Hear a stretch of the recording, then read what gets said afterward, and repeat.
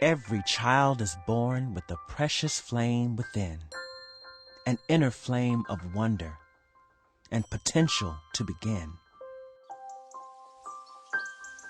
This inner light illuminates the path that lies ahead, igniting curiosity, keeping passions fed. But at times, this flame is challenged from inside and from out. It can flicker under pressure. It can be smothered by self-doubt. Though a child may sometimes stumble, they are never lost, for teachers are protecting that flame at any cost. Along with caring family, it's the teachers who remain by the side of every learner through life's joys and sometimes pain. These keepers of the flame can help and they can guide, for they share that flame of learning that burns brightly from inside. These teachers know a child's heart. They value every kind of smart. Teachers help each child to climb higher, further over time, and own their struggle on their quest to learn and live what they do best. Teachers celebrate the triumphs and give shelter in the storm to keep that guiding light steady, bright, and warm. And so, it's time to shine the light on them, these keepers of the flame. We thank them for their passion and we give them high acclaim for their knowledge and research, the science and the art that allows them to be stewards of the minds and of the heart. To improve our schools, we have a choice to listen to the teacher's voice, those many voices far and wide who protect each student's flame inside, with expertise to know what's right, to keep each spirit burning bright. So let's listen to our teachers as we imagine and design schools that keep all flames alight and allow every child to shine.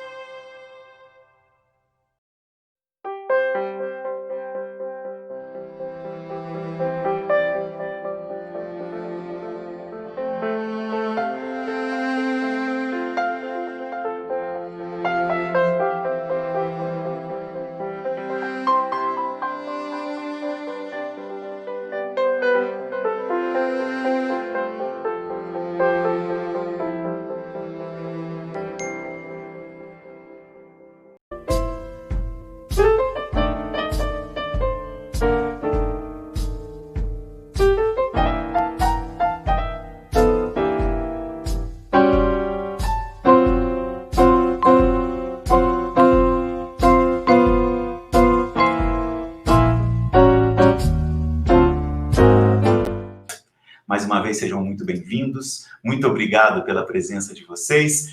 E vamos começar essa palestra inicial. Essa primeira palestra é minha e eu tenho muito prazer em falar com vocês a respeito de um assunto que me encanta. Quando eu idealizei o Limbs Experience, eu queria uma vivência diferente dentro da neurociência. E a minha proposta nesse congresso é que, na verdade, nós pudéssemos entender um pouco de que maneira a neurociência ela pode nos ajudar dentro da sala de aula. Isso é maravilhoso. Então, é um congresso em que a gente busca as contribuições da neurociência e, mais do que as contribuições, na verdade, as evidências científicas que a neurociência traz de toda a prática pedagógica que é aplicada dentro da sala de aula.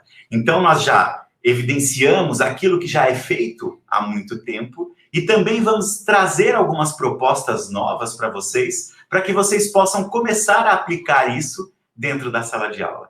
A nossa proposta do Limbs Experience é justamente essa, trazer essa evidência e mostrar para vocês de que maneira apaixonante, eu falo isso por mim, porque eu sou um apaixonado forte pela neurociência, mas de que maneira apaixonante a neurociência é capaz de nos proporcionar uma visão diferenciada nesse processo de ensino e de aprendizagem. E a gente não poderia começar a falar sobre neurociência e começar a falar sobre toda essa experiência que nós teremos hoje se nós não falássemos de neuroplasticidade, não é? Neuroplasticidade, na verdade, eu acho que é o que nos conduz, eu acho que é o que nos leva a esse fascínio que acontece por conta da neurociência. Então, eu venho hoje aqui para falar para vocês desse tema que significa estimular para desenvolver, do tema desse congresso, que foi proposto para esse congresso, que é estimular para desenvolver. E dentro desse estímulo para o desenvolvimento, a gente não pode deixar de falar de neuroplasticidade. O que é neuroplasticidade? Como que acontece essa neuroplasticidade? De que maneira nós aprendemos? Neuroplasticidade nada mais é do que aprender.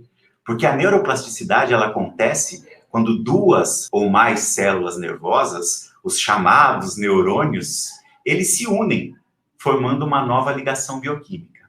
Através desse momento, quando nós temos essa união, nós temos ali um novo hábito criado. Nós temos ali um aprendizado criado. Mas antes disso tudo, existem vários processos que acontecem.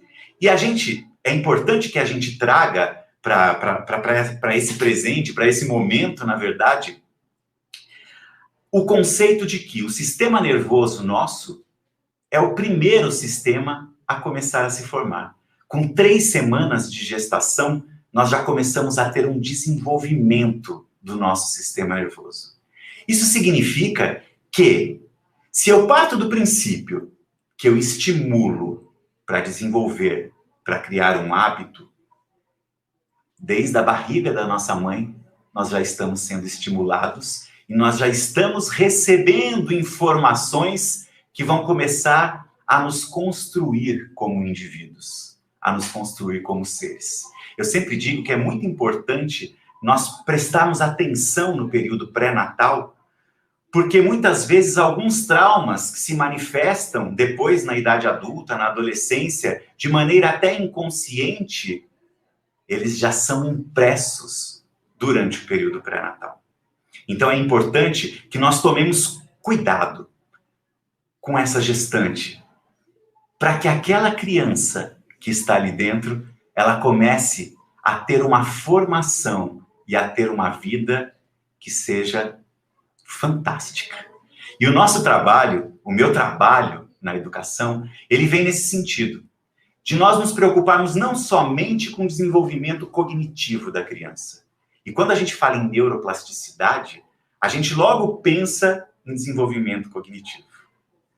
Mas a neuroplasticidade, ela acontece para o desenvolvimento motor. Ela acontece para um desenvolvimento emocional. Então, a gente tem que pensar nessas crianças que estão dentro da sala de aula com a gente, a gente tem que pensar na integralidade. A gente tem que pensar no todo. E isso é importante. Nós não podemos pensar apenas no desenvolvimento acadêmico, no desenvolvimento intelectual. Isso é importante. Mas eu considero, e daí vem o nome do Instituto Límbios, Límbios vem de sistema límbico. Sistema límbico é o centro regulador das nossas emoções. É o centro processador das nossas emoções. Então, eu acredito fortemente que nós termos um equilíbrio emocional permite com que a gente tenha e consiga um desenvolvimento de todas as outras habilidades de uma maneira muito mais efetiva. Então, pensem nisso. A neuroplasticidade está aí. Existem emoções, por exemplo, que nascem com a gente. Existem emoções que são chamadas de emoções primárias, que são aquelas emoções que, mesmo quando criança, bebezinhos, a gente manifesta esse tipo de emoção. Às vezes o nojo, uma carinha de nojo, a alegria, o sorriso. Isso já nasce com a gente. Mas existem emoções que elas são adquiridas. E nós chamamos essas emoções de emoções secundárias. Essas emoções, elas são adquiridas. Elas nos são passadas através do tempo pelos nossos pais, pelos nossos professores, pelas pessoas que convivem conosco ao longo da nossa vida. Olha a importância do papel do professor dentro da sala de aula. O professor, na verdade, ele é um exemplo, ele é um espelho para o seu aluno. E automaticamente, se nós conseguirmos passar o que temos de melhor, certamente ele absorverá tudo isso para ele. Ao ponto que, se de repente nós não estamos tão bem, e tem dia que a gente não está assim, não é? E não é problema nenhum. Esse é o equilíbrio. O equilíbrio não é você não sentir as emoções negativas, por exemplo, as emoções secundárias, como eu falei para vocês, mas é a maneira como você vai lidar com essas emoções. Então eu posso sentir raiva, por exemplo, mas daqui a pouco eu volto num estado de equilíbrio. O que eu não posso é permanecer nesse estado de raiva, porque aí eu estou num distúrbio do meu estado emocional, eu estou com um distúrbio de humor. E o distúrbio de humor é que vem causar depressão, transtorno bipolar e tantas outras emoções que nós chamamos de emoções de fundo, que são aquelas emoções que podem ser boas, como a calma, por exemplo. Num momento de yoga, eu trago calma para mim. Automaticamente, eu consigo desenvolver uma emoção de fundo. Mas num momento de raiva, num momento de ódio, eu posso trazer uma emoção negativa. E isso pode me levar a uma tristeza profunda, isso pode me levar a uma depressão, isso pode me levar a um processo de ansiedade, um transtorno de ansiedade. E aí também são emoções de fundo. Só que são emoções de fundo patológicas. E essas que a gente tem que cuidar. Então eu falo muito das emoções, e quando eu trouxe o nome Límbios, eu na verdade trouxe nesse sentido, porque prestem atenção, uma criança dentro da sala de aula, ou mesmo nós, se estamos na pós-graduação, na graduação, enfim, se já estamos num nível acadêmico superior, se eu não estou com o meu estado emocional equilibrado, vocês acham que vai ser fácil a minha memorização? Vocês acham que eu vou assimilar facilmente aquele conteúdo que está sendo passado para mim? Acabo não conseguindo, não é? Então prestem atenção de como é importante nós mantermos e termos esse controle emocional. Isso é extremamente importante, porque a gente precisa desse controle emocional para que nós consigamos desenvolver as outras habilidades e a partir daí a gente consiga uma integralidade do ser, a gente consiga uma plenitude do indivíduo. E tudo isso acontece através de neuroplasticidade. Acontece através de estímulos. Nós aprendemos através dos estímulos. Nós aprendemos através dos sentidos. E quando eu falo em sentido, eu estou falando em todos os sentidos, aqueles que nós estamos muito acostumados a ouvir: visão, olfato, audição, paladar e tato. Não é isso que a gente costuma fazer? São os nossos 5 sentidos. Hoje, nós dizemos que o tato, ele vai mais além do que o toque em si, do que sentir o toque. O tato, a gente chama esse sentido hoje de somestesia. O que é a somestesia? É toda a possibilidade de percepção que eu tenho de temperatura, de toque, de vibração, de dor, quando eu recebo um beliscão, por exemplo, e até de posição do meu corpo, em saber se eu estou sentado, se eu estou deitado, se eu estou em pé. Essas informações são levadas até o meu cérebro.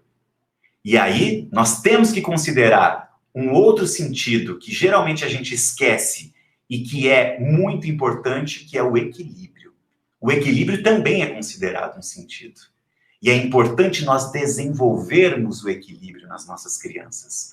É importante que nós consigamos permitir com que elas trabalhem toda essa questão de lateralidade, de noção espacial e de equilíbrio. Isso é psicomotricidade. Hoje nós teremos 2 grandes professoras falando sobre psicomotricidade durante o nosso congresso. E será linda a maneira como elas abordarão. Porque isso é estimular. Isso é estimular para desenvolver. Essa semana eu fiz uma live conversando sobre as principais desordens de comportamento e da educação, os principais distúrbios, né, de aprendizagem e de comportamento. E muito dessas questões de equilíbrio, de lateralidade, de localização espacial, estão relacionadas com alguns desses distúrbios de aprendizagem. Então, percebam a importância de nós estimularmos. E o que é importante? Durante a primeira infância, até por volta dos 7 anos de idade, mais ou menos, nós temos períodos que nós chamamos de períodos críticos, que nós chamamos de janelas de aprendizagem. Esses períodos, eles são tão importantes porque nesses períodos nós temos maior probabilidade e maior conectividade sináptica. E o que é a sinapse? A sinapse é a comunicação entre uma célula e outra. Se não ocorre sinapse, essas células não se comunicam. Se elas não se comunicam, a gente acaba não conseguindo realizar a neuroplasticidade. Então, eu estimulo, olha como funciona. Eu, por exemplo, belisco a minha mão. Belisquei. Eu tenho receptores na minha mão que captam essa torcida que eu dei aqui e automaticamente eu sinto uma dor. Isso é levado até o meu cérebro por uma via que nós chamamos de via aferente. Ele chega na região cerebral e aí é importante. No nosso cérebro, nós temos, de uma maneira mágica, as regiões muito delimitadas e cada uma responsável por uma função. Então, nós temos, por exemplo, aqui o meu lobo frontal. O meu lobo frontal, ele é responsável pela questão de planejamento, de lógica, de estratégia, não é? Nós temos o nosso córtex pré-frontal, onde estão as nossas funções executivas, atenção, foco, concentração, metacognição. Hoje tem também um workshop sobre metacognição. E vai ser lindo. E mais do que isso, no meu córtex pré-frontal, eu tenho regiões muito específicas que são responsáveis pelo meu desenvolvimento e pelo meu planejamento social. Então, no meu córtex pré-frontal, eu estabeleço relação de causa e efeito. Eu controlo os meus impulsos. Eu faço o meu planejamento social. É dessa maneira que, através do meu córtex pré-frontal, quando eu estimulo, eu consigo promover neuroplasticidade. E como que eu trabalho isso, Fernando? Comportamento social, moralidade, não é? Relação de causa e efeito, sentimento de culpa, tudo isso está no meu córtex pré-frontal. Como que eu desenvolvo isso? Através de estímulos, através do convívio de um com o outro, através da relação, através dos estímulos que nós recebemos tanto do mundo externo quanto do nosso mundo interno. Eu falo para vocês, pessoal, as emoções, elas são físicas. Existe toda uma química e uma conversa cerebral para que as emoções aconteçam. Eu sempre digo, e é tão bonito, existe uma região no nosso cérebro chamada amígdala. A nossa amígdala cerebral, nela é que estão as nossas emoções mais profundas. Ali também estão os nossos traumas. Eu já deixo uma dica para vocês. Grande parte dos traumas que nós levamos para a nossa vida adulta, eles são impressos na nossa primeira infância. Olha o cuidado que nós temos que ter com essas crianças. Então, a amígdala, eu falo que quando nós recebemos um estímulo, vamos dar um estímulo simples. A nossa próxima palestra aqui é sobre musicoterapia. Como eu posso usar a musicoterapia dentro da sala de aula? A nossa próxima palestra é musicoterapia. Vamos usar o estímulo da música, então. Eu ouço uma música e essa música desperta alguma coisa em mim. Porque a música, apesar dela ser primariamente percebida no meu lobo temporal, que é esse que fica acima da minha orelha, aqui que eu tenho a decodificação do som. Existe uma ligação direta da música com o meu sistema límbico. Sistema límbico, centro processador das nossas emoções. Então, música é emoção. Então, eu ouvi uma música, estímulo externo. Essa música foi captada pelo meu pavilhão auditivo, o meu, então, capta bastante, bem grande, mas foi captada pelo meu pavilhão auditivo, foi transferida E aí existe todo um processo lindo que acontece que, infelizmente, não daria tempo. Eu ficaria o dia conversando com vocês sobre isso, porque eu sou apaixonado por toda essa mecânica e essa comunicação que acontece dentro do nosso cérebro. Mas, a grosso modo, eu vou falar para vocês. O que acontece? A Dulcineia está falando aqui, bendita amígdala, e bendita amígdala mesmo. Então, esse estímulo, ele chega até a nossa amígdala, né? Essa música, esse estímulo musical chega até a nossa amígdala. A amígdala é responsável por quê? A amígdala, ela recruta as nossas emoções. Então, ela que chega ali dentro esse estímulo chega na amígdala e a amígdala começa a caçar ali dentro e fala, oi, peraí, o que está acontecendo? Qual de vocês eu vou colocar para fora? Ela recruta as nossas emoções. E existe um elemento no nosso cérebro chamado de hipotálamo. O hipotálamo, ele é responsável por quê? Ele controla a temperatura do nosso corpo, ele controla a nossa saciedade, tanto alimentar quanto de líquido, de ingestão de alimentos quanto de líquido. E o hipotálamo também, ele é responsável por quê? Por executar a minha emoção. Então, por isso que eu falo para vocês, a emoção, ela é física. A amígdala, ela recruta a minha emoção. O hipotálamo, ele executa a minha emoção. É óbvio que existem outros elementos aí, como os gânglios basais, que eles são responsáveis por unir sentimento, pensamento e movimento. Então, a partir do momento em que há essa execução, a conversa do hipotálamo com outros elementos cerebrais, o que pode acontecer? Eu posso me arrepiar, como eu estou arrepiado agora de ouvir o que eu estou falando. Mas isso é lindo. Isso é neurociência. Isso acontece através da neuroplasticidade. Por quê? Porque eu fui trabalhando essas minhas células nervosas ao longo do tempo e eu fui estabelecendo um equilíbrio entre elas. Eu fui estabelecendo um estado de estabilidade nelas e elas já conseguem perceber isso. Elas já estão interiorizadas. Elas já reconhecem, essas emoções já fazem parte de mim.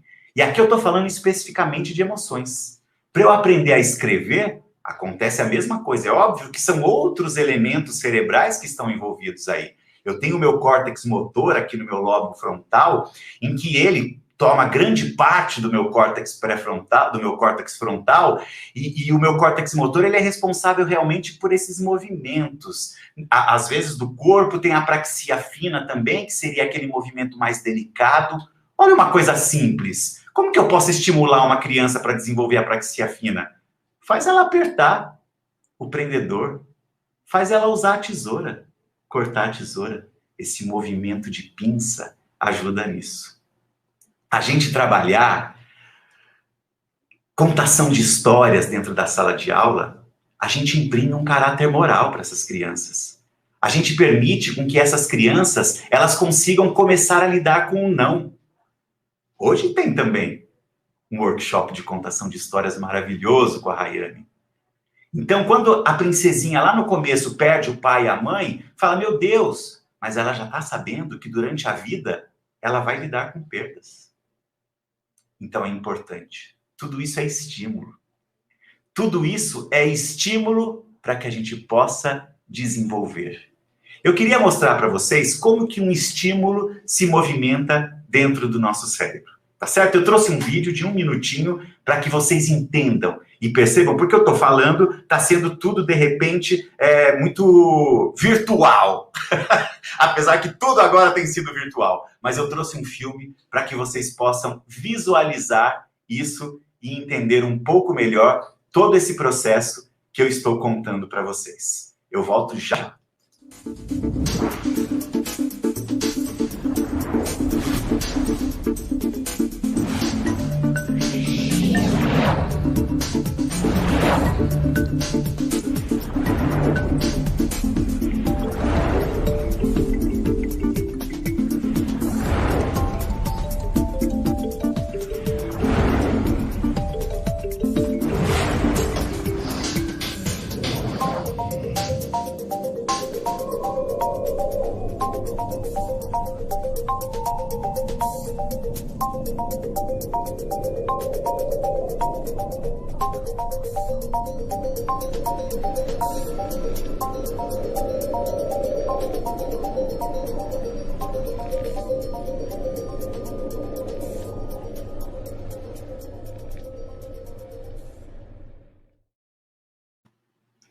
Não é lindo isso? Não é fantástico? Vocês viram quando tinham aquelas bolinhas se comunicando de um neurônio para outro? Ali tem o quê? Tem os neurotransmissores. São outros elementos essenciais para a comunicação celular. Sem eles, a comunicação química acontece através deles. Eu estimulo, eu produzo alguns neurotransmissores. Vamos dar um exemplo muito simples. Sentir prazer. Quando eu realizo alguma coisa que me dá prazer, eu libero no meu corpo dopamina. Dopamina, ela é responsável pela minha motivação. É um neurotransmissor responsável pela minha motivação. A dopamina, ela é liberada nas sinapses, ali naquela fenda sináptica que a gente chama, que é aquele espaço entre uma sinapse, entre uma célula e outra, ou uma célula nervosa com outra célula nervosa, ou uma célula nervosa com um músculo, ou uma célula nervosa com uma glândula. Então, a dopamina é liberada mais especificamente numa região do nosso cérebro que se chama núcleo accumbens. Núcleo accumbente, núcleo accumbens. O núcleo accumbens é a minha área de prazer. Ali está o meu prazer. Então, eu libero dopamina. A dopamina, ela ativa, porque tem receptores de dopamina naquele elemento neural, naquela estrutura neural especificamente. Ele ativa aquela estrutura neural e, a partir daí, eu tenho uma sensação de prazer. Só que esse prazer não pode ser exagerado, porque essa mesma área de prazer é a área de vício. Então, grande parte dos vícios acontecem, e, por exemplo, deixa eu dar só uma explicação simples para vocês. Uma pessoa viciada em drogas, por exemplo, o que acontece? Toda célula, todo aquele espaço entre as células, onde tem a liberação da dopamina, tem uma concentração ideal. Chega uma hora que o meu córtex pré-frontal, aqui na frente, lembra do lógico, do racional, do autocontrole? Ele fala para o meu núcleo accumbens, chega, para, já deu, você está exagerando, está tendo sensação de prazer demais aí, vamos voltar para um estado normal. Muitas vezes, nos casos em que há dependência química, essa dopamina ela não consegue ser recaptada, ou seja, ela não consegue voltar para dentro da célula e ela continua agindo ali fortemente. As moléculas de alguns produtos químicos, eles promovem eles fecham um pouco, eles obliteram, eles bloqueiam a recaptação dessa dopamina. E automaticamente ela fica circulando em excesso e ativando fortemente aquela área que nos dá prazer. E esse prazer, ele pode acabar transformando-se em vício. Então percebam a necessidade de um estímulo e de um estímulo que seja preciso, que seja correto. Falamos do nosso lobo frontal, falamos do nosso lobo temporal. A principal função do nosso lobo temporal é o quê? É a audição, a decodificação do som. Ele tem uma função também secundária de visão, tá? Existe uma função secundária de visão no meu lobo temporal. Também tem uma área ligada com a aprendizagem e também a interpretação da linguagem. Nós temos uma área no lobo temporal chamada de área de Wernicke, que é onde ocorre a interpretação da minha linguagem. Mas como que eu vou conseguir essa interpretação de linguagem? Se eu estimular, se eu trabalhar, se eu fizer roda de conversa, se eu fizer leituras, promover a leitura, contação de histórias, eu preciso estimular. Se eu estimulo, essas sinapses, elas acontecem, essas ativações cerebrais acontecem e automaticamente essas células se ligam e eu tenho ali a criação de um hábito. Eu tenho ali a criação de um aprendizado. Então eu tenho o lobo temporal, responsável pela decodificação do som, responsável por uma função secundária de visão e também está ligado com a aprendizagem. Nós temos o lobo parietal aqui em cima, né, que divide meu cérebro ao meio.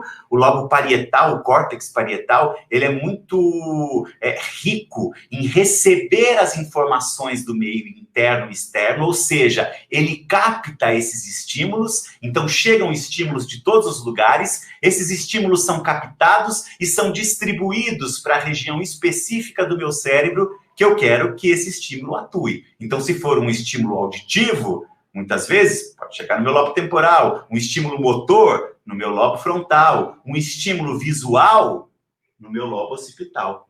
chegamos na função do meu lobo occipital. O lobo occipital, que é esse que fica aqui próximo da minha nuca, ele praticamente tem a função visual, a decodificação da visão simples e da visão mais complexa.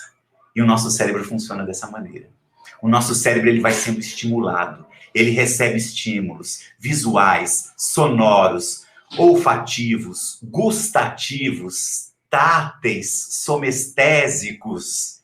E a partir daí, quando nós vamos sendo estimulados, nós vamos aprendendo esses novos hábitos. Nós aprendemos a falar, olhando os outros falando com a gente, não é? Nós aprendemos a escrever à medida que nós chegamos na escola e somos alfabetizados. Mas para isso, existem períodos críticos, como eu falei para vocês. E o que são os períodos críticos? Os períodos críticos são aqueles momentos em que nós temos maiores conexões sinápticas como essas que eu mostrei para vocês. Nós temos maior probabilidade de desenvolvimento.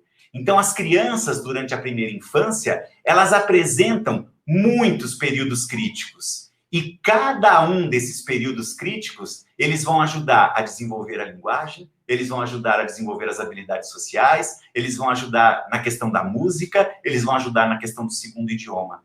É importante que nós, professores, principalmente professores da educação infantil, saibamos a importância desses períodos críticos. Para quê? Para que nós desenvolvamos atividades específicas para essas crianças durante esses períodos críticos. Olha que coisa maravilhosa. Olha que perfeição que a gente encontra. E tudo está na nossa mão. E aí você fala, Fernando, se eu não aproveitei esse período, se a neuroplasticidade não aconteceu nesse período, eu não tenho mais possibilidade de desenvolver, de realizar a neuroplasticidade?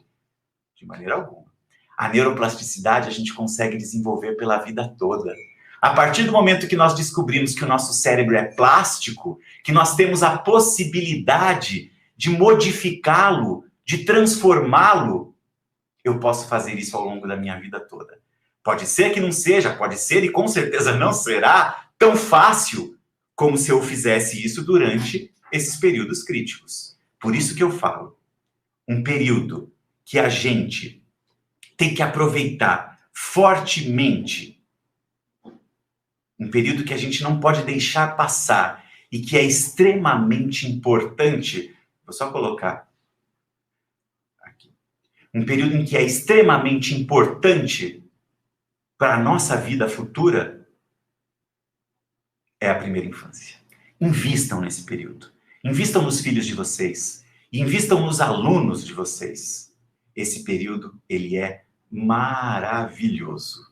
É óbvio que a gente poderia estender isso para as questões das inteligências múltiplas de Gardner, que alguma área da neurociência nem concorda muito com isso, acha que existe uma inteligência única e a partir daí surgem as outras habilidades. Mas hoje a gente já tem estudos bem aprofundados e pesquisas científicas realmente que mostram correlação das inteligências múltiplas de Gardner com áreas neurais, com estruturas neurais. Então isso é lindo.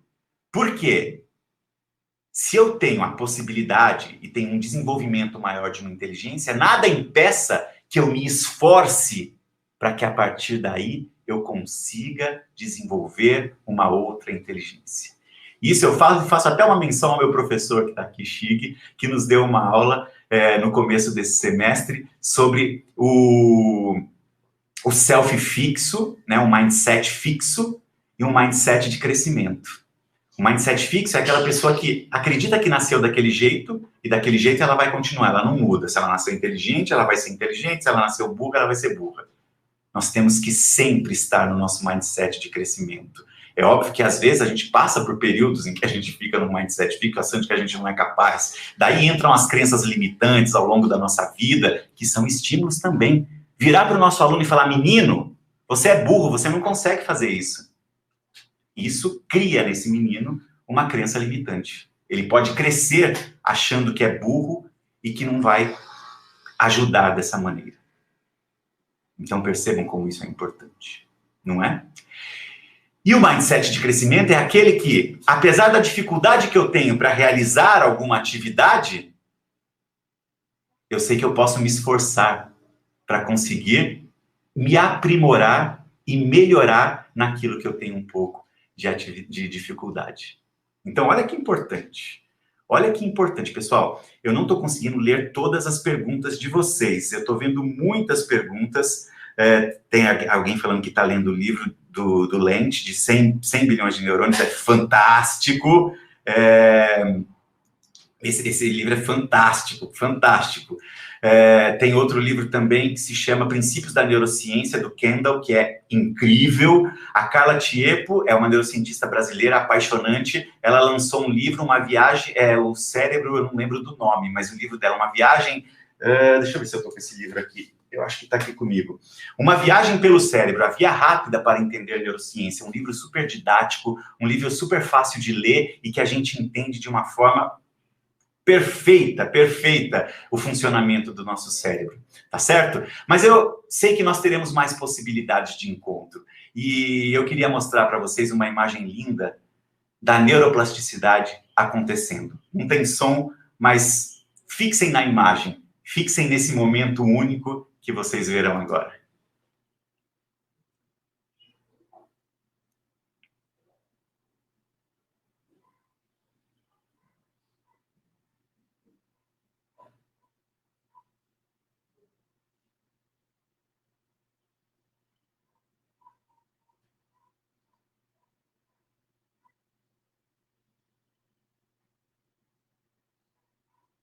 Meu Deus, não é lindo? Vocês viram? Estímulo, estímulo, elas vão caminhando, elas se encontram. Ali aconteceu a neuroplasticidade. Ali aconteceu um novo encontro, uma nova ligação neural, e a partir daí criou-se um novo hábito. Isso é neuroplasticidade. Isso é neurociência. Isso são as milhões de possibilidades que nós temos dentro da sala de aula ou fora dela. Perguntaram a respeito de demência, né? Como trabalhar a neuroplasticidade nos casos de demência. Quando nós temos a demência, obviamente, a gente tem uma perda de estruturas neurais, mas a gente percebe estímulos como a musicoterapia, por exemplo, que vai ser falada logo na sequência pela Renata aqui, e ela aborda isso de uma maneira linda e que provoca estímulos fabulosos à musicoterapia, porque a musicoterapia ela é capaz, quando eu falo dessas ligações neurais, ela é capaz de ligar os dois hemisférios cerebrais. Então, a conexão e a comunicação entre esses dois hemisférios cerebrais, ela se torna muito ativa, muito efetiva com a música. E isso promove, porque ao mesmo tempo em que nós temos a apoptose neural, né, que é a morte celular, né, que é quando o neurônio ele por não ser estimulado, e nós temos grandes perdas neurais ao longo da nossa vida. Tem alguns autores que dizem 2, outros dizem 3, mas de uma maneira consensual, a grande parte acaba dizendo que existem 2 por volta dos 2 anos e meio de idade e a outra por volta dos 12 anos de idade. Então, o que são essas perdas neurais? Essas perdas neurais, na verdade, elas são as possibilidades que nós temos, são a eliminação, na verdade, que nós temos de células que não foram estimuladas. E aí, se elas permanecerem lá, elas acabam atrapalhando as outras que são estimuladas, que foram estimuladas e que desenvolveram uma nova função. Eu estou me apressando um pouco porque meu tempo já está acabando aqui, infelizmente, meu Deus do céu. Eu falei, eu nem vou colocar slide, porque se eu coloco slide não dá tempo de passar 3. Então eu vou falando o que o coração mandar. Lana, já vou responder para você. E uma das coisas é isso, Lana, trabalhar a musicoterapia, tá? A musicoterapia, ela além de promover essa ligação ao longo da vida, a atividade física e algumas atividades, elas também promovem neurogênese. O que é neurogênese? É a criação, é a formação de novos neurônios. Hoje a ciência mostra pra gente que existe possibilidade de produção de neurogênese. E se eu tenho célula nova, eu posso ligar essa célula, de repente, por uma lesão que eu tive, ou mesmo por uma questão de degeneração, por conta da velhice. Então, sociabilizar, trabalhar a coordenação motora, eu tenho milhões de exemplos. Eu vou ver se a última palestra é minha, junto com a Celinha. E eu vou ver se eu trago alguns exemplos para vocês, alguns vídeos, só para mostrar para vocês. Não é o tema da nossa palestra, mas como tem bastante gente falando a respeito do idoso, eu vou trazer alguns vídeos de possibilidades. Mas a musicoterapia é uma possibilidade mesmo porque, por exemplo, a musicoterapia, ela atua diretamente no nosso sistema dopaminérgico. Ela libera dopamina. Falta de dopamina promove tremor. pessoas com Parkinson, eles conseguem ter uma regressão dos tremores de uma forma absurda por conta da liberação de dopamina,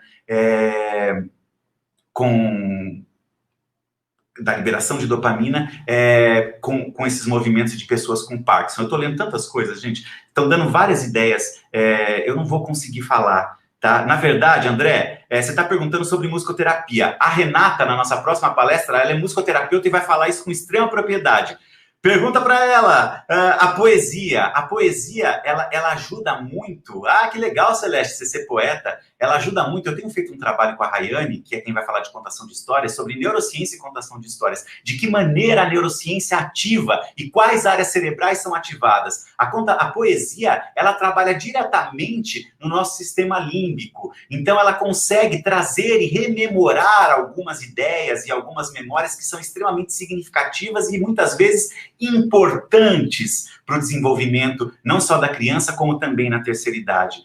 Mas, pessoal, na terceira idade a gente tem milhões de possibilidades. E o que é importante? Só para a gente finalizar aqui. O que é importante? É importante que a gente promova essa estimulação ao longo da vida toda, para que quando a gente chegue na terceira idade, a gente não tenha um déficit que é natural, acontece conosco, mas que esse déficit ele seja o menor possível. Que ele aconteça da menor forma possível. Então, a neurociência é apaixonante, gente. Eu falo para vocês que eu passaria o dia aqui conversando com vocês e ainda nós não esgotaríamos todos os nossos assuntos. Mas a gente voltará com outras palestras. Eu já faço um convite para vocês. Ia falar no final, mas já faço um convite agora para vocês. De 23 a 27 de novembro, das 19 às 21 horas, é de segunda a sexta-feira, nós faremos um novo congresso, eu já faço o convite para vocês, sobre autismo e neurociência. Vocês estão convidados para participar. Nós trataremos muito disso, nós conversaremos muito sobre isso, nós falaremos demais a respeito disso, tá certo? E para finalizar, eu queria deixar um vídeo para vocês que mostra as diversas ativações cerebrais, e aí eu volto para poder chamar a Renata e convidá-la para esse momento importante dessa manhã incrível ao lado de vocês. Um grande beijo, obrigado por tudo e a gente se encontra por aí.